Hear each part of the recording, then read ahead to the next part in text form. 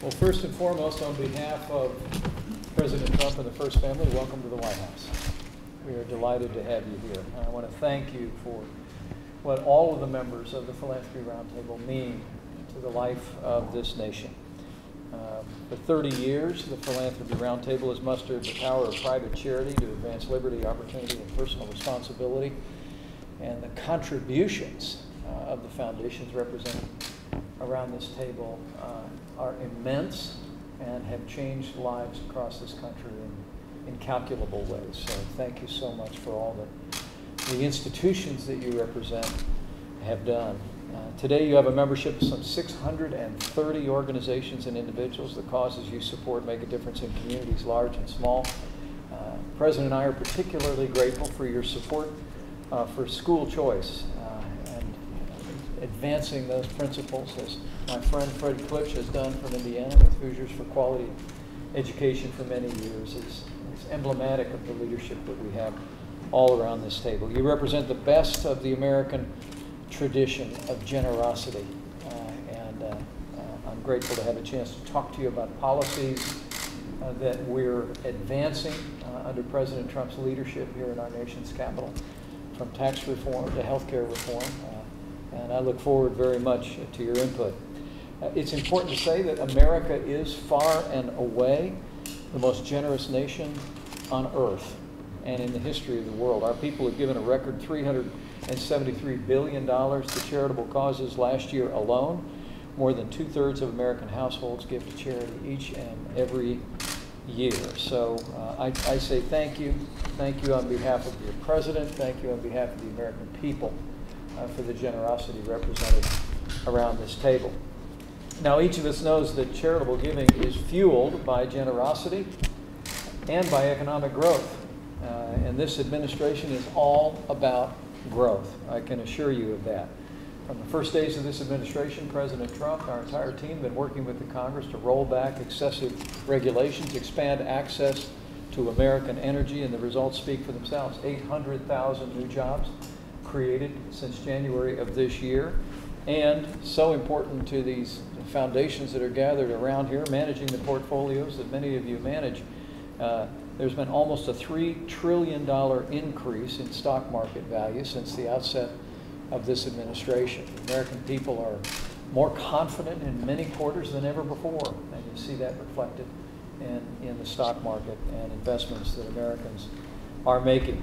A more prosperous America can be a more generous America.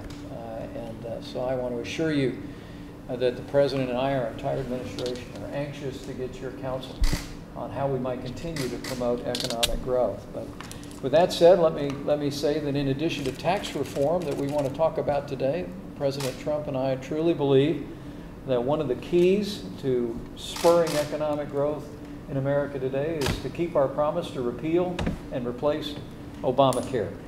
And the President and I are very pleased that just a few hours ago, the leadership in the United States Senate released an updated version of the Senate health care bill. The President and I are truly grateful to Leader Mitch McConnell, and we urge every member of the United States Senate to roll their sleeves up and get this bill to the President's desk and get it there soon. As I saw again in Kentucky just yesterday, American families and American businesses are hurting under the collapsing weight of Obamacare, and it's time for Congress to act. This legislation, President Trump and I believe, is the right bill at the right time to begin the end of Obamacare, and we would be grateful to have your support. This legislation will put American health care back on a path toward more freedom, more choices, and more affordability for working families. The Senate health care bill repeals Obamacare's individual and business mandates. It cuts taxes on working families and small businesses and restores freedom, and we believe it will create jobs. The bill expands health savings accounts to pay for insurance premiums. It also offers tax credits to Americans to help buy coverage at a more affordable price. Provides $45 billion for states across the country to combat the scourge of opiate addiction, and also ensures that every American with a pre-existing condition has access to the coverage and care that they need, no exceptions. And lastly, surrounded by so many great advocates of of American personal responsibility and federalism, I can tell you that this legislation gives states all new freedom and flexibility to reform Medicaid in ways that it'll better meet the needs of the most vulnerable in those states. We truly do believe that the Senate health care bill is the beginning of the end of Obamacare. It will return American health care to a system based on our time-honored principles of free market competition, personal responsibility, and state-based reform. And above all else, it'll give the American people more freedom when it comes to the choices that they make in health care. President Trump and I look forward to the Senate voting on this bill as early as next week. And we believe that together, with Republicans in the Senate and soon considering this bill again in the House, that we will begin the end of Obamacare and we will finally give the American people the kind of world-class health care that they deserve, built on the American principles of freedom, free market choices, and state-based reform. And we'd be grateful to have your support.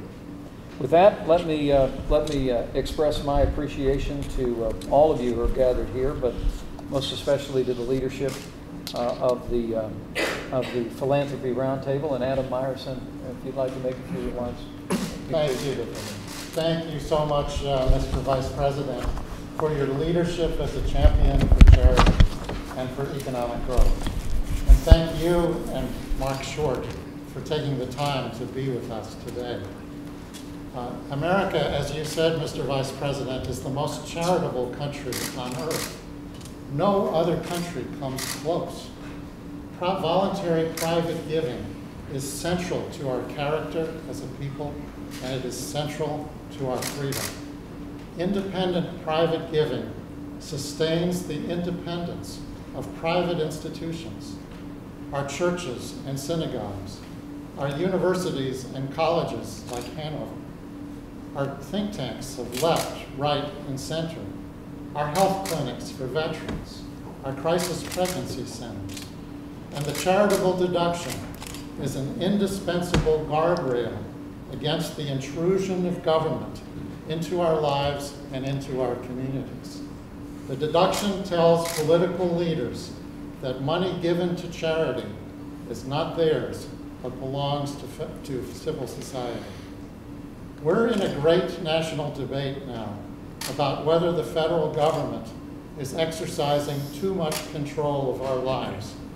And our country faces great crises, such as the collapse of the family, the failure of schools to teach our children. And these are crises where the answers are not to be found in Washington, but from churches, neighborhood problem solvers, and other institutions of civil society. Now is the time for more charitable giving, not less. Now is the time to increase charitable giving from 2% to 3% of GDP. And now is the time to make the charitable deduction universal so it is available to all Americans. We're so honored to be here and grateful for your leadership, and I look forward to the exchange of ideas. Thank you all. Thank you all very much. Thank you, Mr. Vice President, will you be making calls this weekend to senators about I was on Capitol Hill today. How was the meeting? Very encouraged by the action that Senate leadership has taken. We believe the Senate health care bill is the right bill at the right time. It's important that the Senate move forward next week to bring this bill forward, send it back to the House, and put it on the President's desk. Do you think the leader will be able to get to 50 votes? Well, we're going to work very hard. The President and I have already talked today, and President Trump and I and our entire administration strongly support the Senate health care bill. We believe it represents the beginning of the end of Obamacare, and the introduction of reforms in this legislation, we believe, will once again put the American people back in charge of their own health care and give states all new freedom and flexibility to ensure that Medicaid works in each individual state, particularly when it comes to the most vulnerable. Thank you, Russ. Thank you.